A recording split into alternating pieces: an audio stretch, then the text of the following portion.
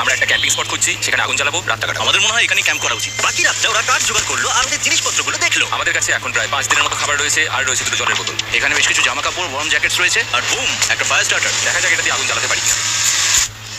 ও, এই তো। এখন একটু ভালো লাগছে। চলো এই পাইনের ছাল দিয়ে বেড বানাই। এটা অতটা কমফোর্টেবল নয়, কিন্তু অন্তত ঠান্ডা থেকে আমরা বাঁচবো। আমরা বেঁচে আছি।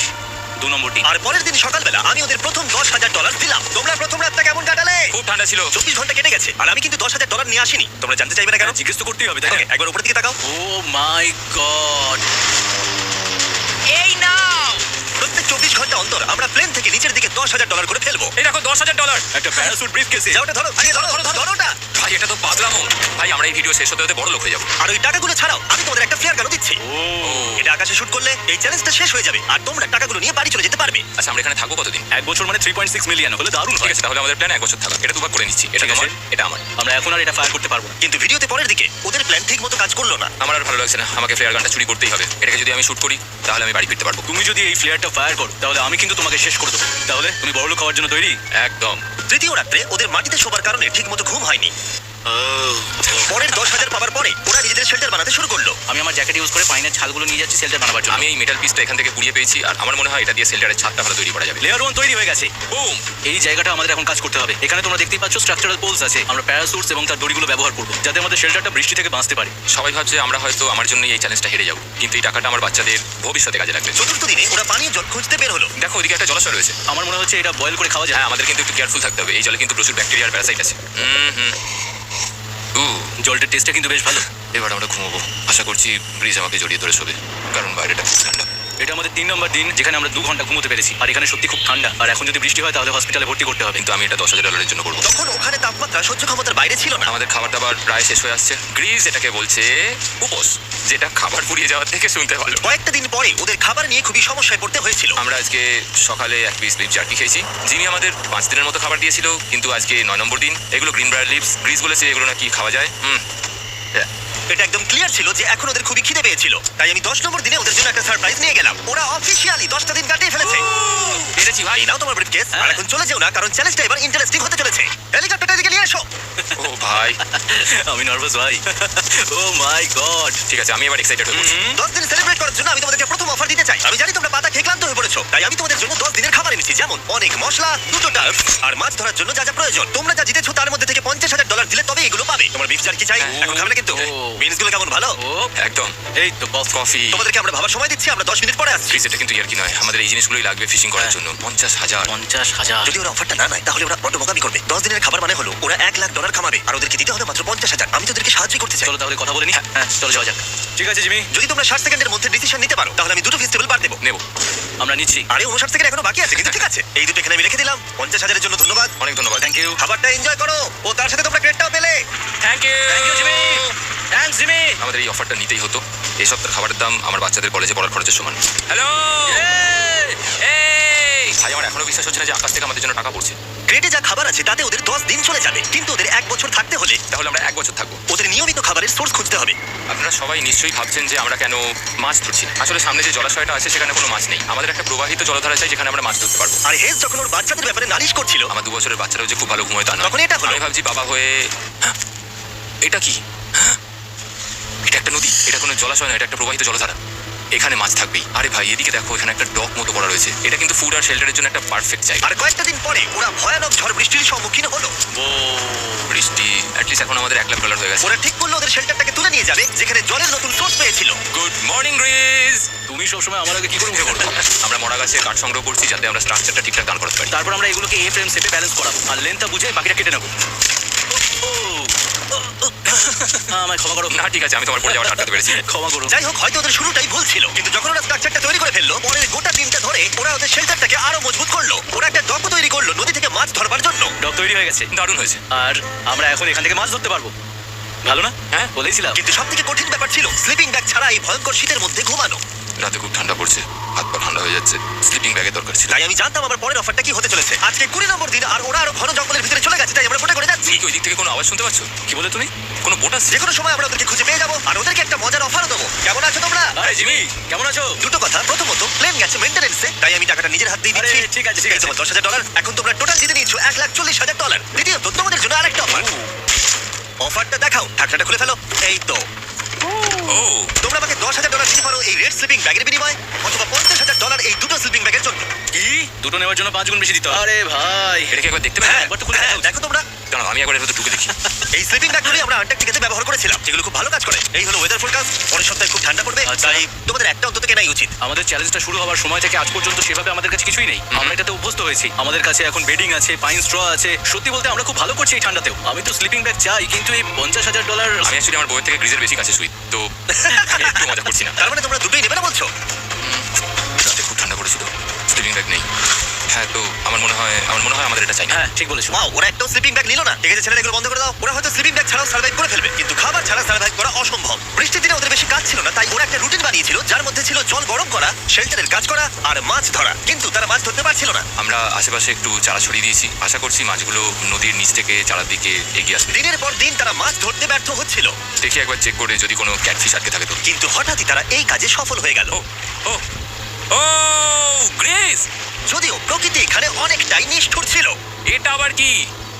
এটা কি আমরা খেতে পারবো?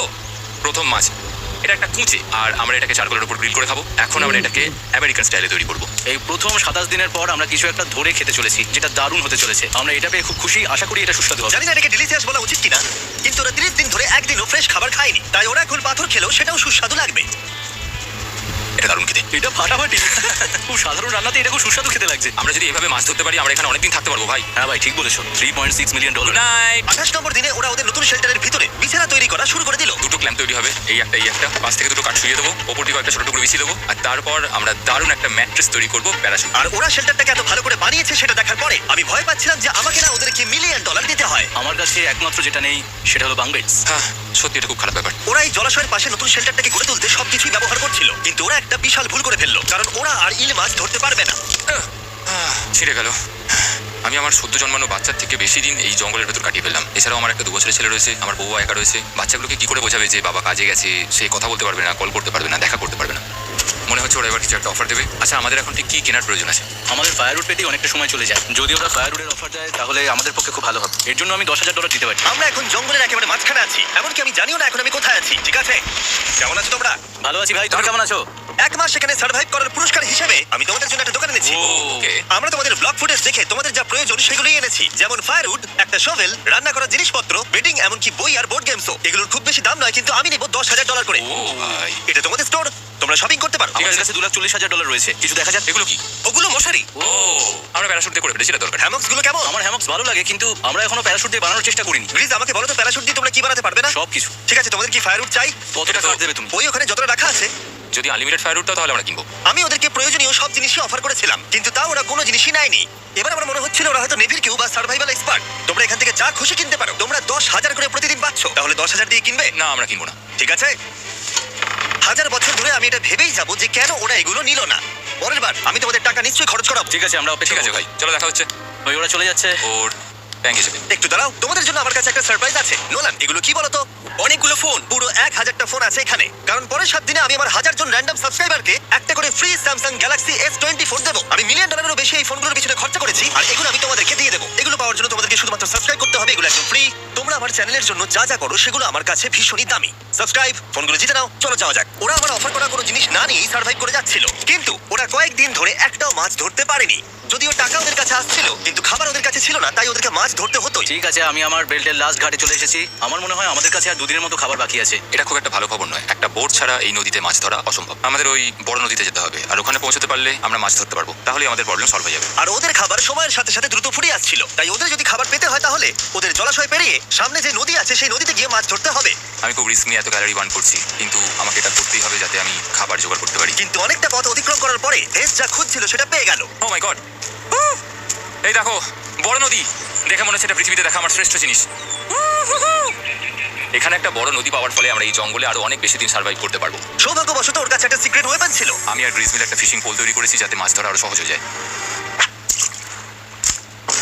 হেজের তৈরি করা ফিশিং পোলটা ভেঙে যাবার পরে ও হাত দিয়ে মাছ ধরতে শুরু করলো, আর ও অনেক ঘন্টা চেষ্টা করলো, কিন্তু ও পারলো না। আরে না, আর ও যদি মাছগুলোকে না ফেলে ধরতে না পারে তাহলে এখানে আসতে গিয়ে যা ক্যালোরি বার্ন হয়েছে সেগুলো সব বৃথা হয়ে যাবে। কিন্তু ওর হাল ছেড়ে দেবার ঠিক আগে এবার তো কিছু পাবোই। ইয়া, পেয়েছি। আমি বলেছিলাম এবারে কিছু পাবোই। কিন্তু ও এখানেই থেমে থাকেনি। আমি এটা গ্রিসকে দেখানোর জন্য অপেক্ষা করতে পারছি না। ও এটা দেখে অবাক হয়ে যাবে। আমরা আজ রাতে খাবো। বাহ, এটা তো দারুণ। মনে হচ্ছে যেন এক যুগ পরে কিছু ভালো খাবার খাচ্ছি। কিন্তু সেই সময় আমি ওদের জন্য একটা অফার তৈরি করেছিলাম যেটা ওরা রিফিউজ করতে পারবে না। আজকে 40 নম্বর দিন আর ওরা $3,40,000 জিতে নিয়েছে। তাই ওদের জন্য একটা দারুণ অফার আমার কাছে রয়েছে। $10,000 দিয়ে আশা করি তোমাদের ভালো লাগবে। তোমরা ওয়াইফদের দেখতে পাবে, এমনকি ওরা এখনো তোমাদেরকে দেখছে। ও মাই গড, তুমি সত্যি বলছো? আমি আমার বাচ্চাদের মন ভেঙে দিতে চাই না। আমি আমার ওয়াইফের মন ভাঙতে চাই না। Okay Jimmy. Yes! Yes! Oh! আরে Oh my God! হাই কেমন বেবি, আছো? এটা আমি ড্যাডি। ওদের পরিবারের সাথে দেখা হওয়াটা খুবই সুন্দর ছিল, কারণ সকলের মনেই একটা প্রশ্ন ঘুরে ফিরে বারবার আসছিল। তোমরা কি চাও? আমরা কতদিন এখানে থাকবো? আমি চাই তুমি এক্ষুনি বাড়ি চলো। সেটাই ভালো হবে। আমি জানি তুমি বলবে বাড়ি ফিরে যেতে, কিন্তু সেটা কি সত্যি প্রয়োজন? হ্যাঁ, এদের তোমাকে প্রয়োজন। তোমার সদ্যজাত ছেলের তোমাকে প্রয়োজন। কে কি বললো সেটা নিয়ে আমার কোনো যায় আসে না। তুমি অনেক টাকা জিতে ফেলেছো, এখন বাড়ি চলো। এই কনভারসেশনটা আমার জন্য খুবই ডিফিকাল্ট ছিল। কালকের দিনটা যদিও আমার কাছে খুবই ভালো একটা দিন ছিল। আমি যাদের যাদের ভালোবাসি তারা সকলে এখানে ছিল। আমার ফ্যামিলি, আমার স্ত্রী, আমার বাচ্চারা, আমার বন্ধু গ্রিস। এটা একটা বড় গিফটের মতো ছিল আমার কাছে, কিন্তু তারা এখন চলে গেছে। আমি ওকে জড়িয়ে ধরেছিলাম এবং বুঝেছিলাম ও সেফ আছে। আর এখন আমার দৃষ্টিভঙ্গি পরিবর্তন হয়ে গেছে এই চ্যালেঞ্জের ব্যাপারে। আমি জেনে গেছি আমার ওয়াইফ আমাকে সাপোর্ট করে। $1 মিলিয়ন না হওয়া পর্যন্ত আমি এখানেই থাকবো। আর ফ্যামিলির সাথে সময় কাটানোর পরে হেজ আর গ্রিসকে এত খুশি আমি কখনো দেখিনি। এই যে গ্রিস, গ্রিস, গ্রিস, এই যে গ্রিস। আরে, ঠিক আছে, দেখো একবার। আক্রমণ। কিছু মাছ গ্রিল করা যাক।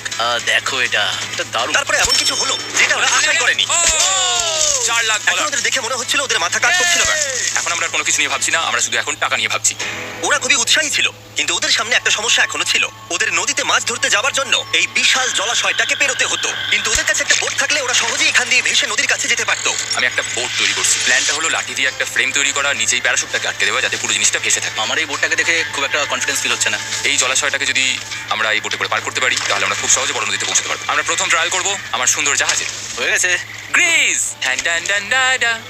আমি ওদেরকে যে অফারটা দিতে চাইছিলাম তার কাছে এটা কিছুই ছিল না। আজকে 50 নম্বর দিন, দেখি গিয়ে ওরা কি করছে। কেমন আছো? আরে তোমরা তো একটা গ্রাম বানিয়ে ফেলেছো। আরে তোমরা একটা বোট তৈরি করেছো? হ্যাঁ ভাই। তোমরা আমাকে বলছো এই কাঠের জিনিসটা জলে ভাসবে? তুমি চেপে দেখবে? হ্যাঁ, না মানে ও মাই গড, এটা তো কাজ করছে। ওরা কাঠ দিয়ে একটা বোট বানিয়ে ফেলেছে। এখন আমি দেখতে পাচ্ছি যে এটা আসলে অনেক কিছুই বদলে দেবে। এটা খুবই দারুণ ব্যাপার যে তোমরা একটা বোট বানিয়েছো, কিন্তু আমি তোমাদের দুজনের জন্য একটা বোট এনেছি, সাথে জ্যাকবিজ রেস্টুরেন্ট। ও মাই গড, এটা তো দুর্দান্ত। তোমাদেরকে অফারটা বলার আগে আমি চাই তোমরা তোমাদের মনটাকে ভালো করে নাও। এটা হলো আমাদের brand new Mister Beast box, আর এটা এখন আমেরিকার সমস্ত জ্যাকবিজে পাওয়া যাচ্ছে। ও মাই গড, এটা সত্যি খুব ভালো খেতে। মিস্টার বিস্ট বক্সের ভেতরে সবথেকে সুস্বাদু চিকেন থাকছে, আর সবথেকে ভালো জিনিস হলো সব বক্সে একটা করে ফেস্টিভ্যাল বারও থাকছে। আমরা আসলে পৃথিবীর বেস্ট চিকেন আর বেস্ট চকলেটের কোলাপ করতে চেয়েছি। একদম। জ্যাকবিজের 12টা সসেজও আছে। আমার মুখের ভেতরে এখন অনেকগুলো ফ্লেভার একসাথে ঘুরপাক খাচ্ছে। এটা কি? এটা খেতে দারুণ খেতে। এটা জ্যাক সস। দেখো ওরা কতটা খুশি হলো। যদি তোমরাও খুশি হতে চাও তাহলে এক্ষুনি জ্যাকবিজে গিয়ে মিস্টার বিস্ট বক্স নাও। আশা করবো তোমাদের মিলটা পছন্দ হয়েছে। তোমাদের 50 দিনের অফার হলো 50,000-এর বদলে এই বোটটা নিয়ে নাও। আমাদের কাছে তো কোনো মোটর নেই, আমরা এটাকে নিয়ে করবোটা কি? তাহলে তোমরা কাঠ ব্যবহার করে চালাবে? না, সেভাবে হবে না। যেহেতু তোমরা আগের দিন একটা বোট বানিয়েছো, তাই আমি তোমাদেরকে একটা ডিসকাউন্ট দিচ্ছি, $40,000। আমার উত্তর হলো আমি যে জাহাজ তৈরি করছি সেটা আমি খুব ভালোবাসি। আমার এটার উপর পুরো বিশ্বাস আছে, তাই এটা গ্রিজের উপর ছেড়ে দিলাম। $40,000 দিয়ে এই বোটটা নেওয়ার কোনো মানি হয় না। Yes! আমি তো হেজের ডেথ ট্র্যাপটা নিয়ে খুশি। যদি ওটা ডুবে যায় তাহলে তোমরা হেরে যাবে। ঠিক আছে, আমি চেষ্টা করবো। খাবারগুলো দারুণ ছিল, খুব ভালো লাগলো। Bye Jimmy. পরের বার দেখা হবে আবার। এই জাহাজটা আমাদের $40,000 বাঁচিয়েছে। কিন্তু এখন এটা ডেথ ট্র্যাপ। না না না, একদমই না।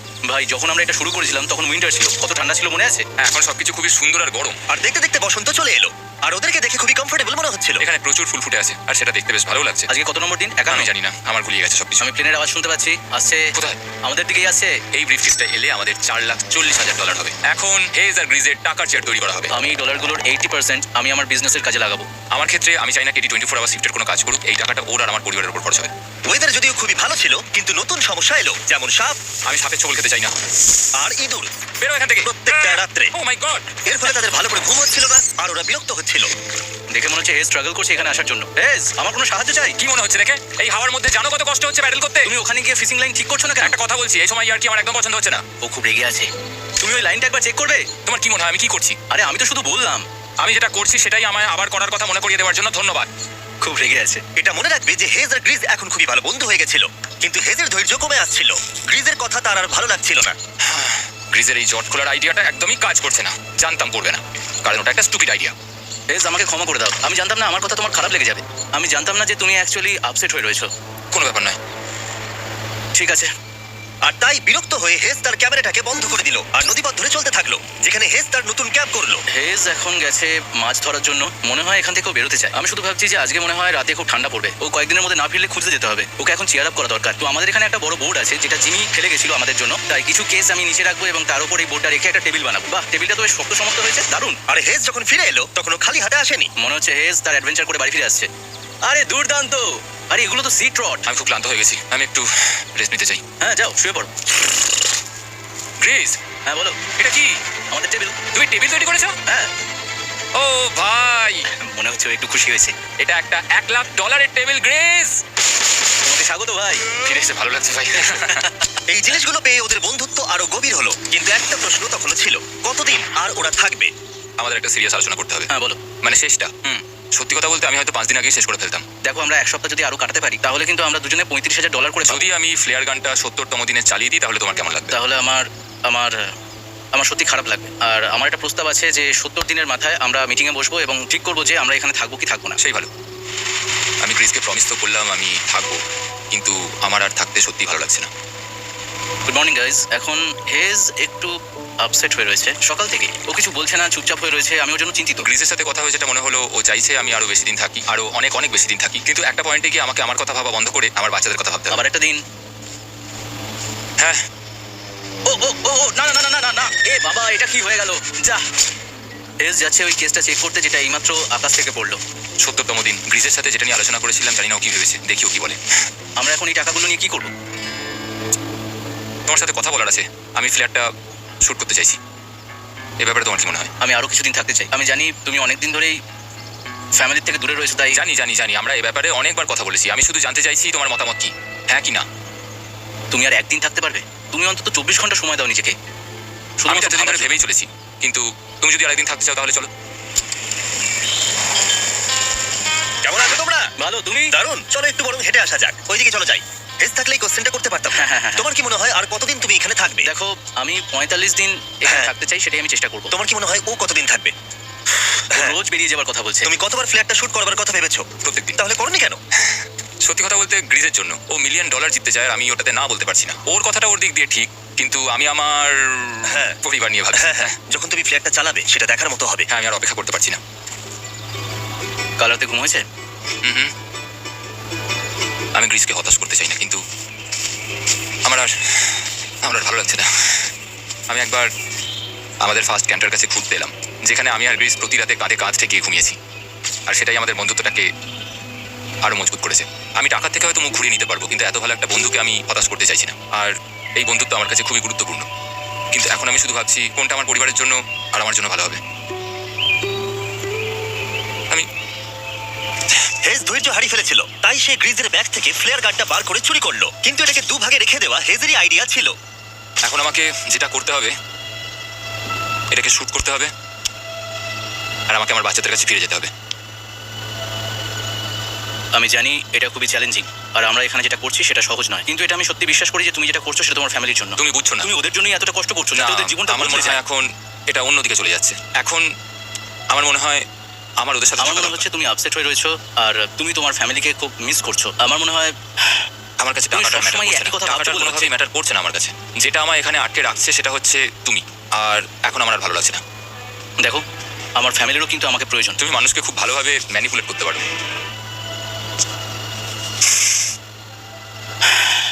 কি করবো? এটা স্পষ্ট বোঝা যাচ্ছিল যে গ্রিজ এবার কোনো ডিসিশন নিতে চলেছে। হেজকে কি গ্রিজ বোঝাবে যে এখানে যত বেশি দিন থাকা যাবে তত বেশি টাকা পাওয়া যাবে, নাকি সে হেজের কথা মেনে নিয়ে এখনই কুইট করবে?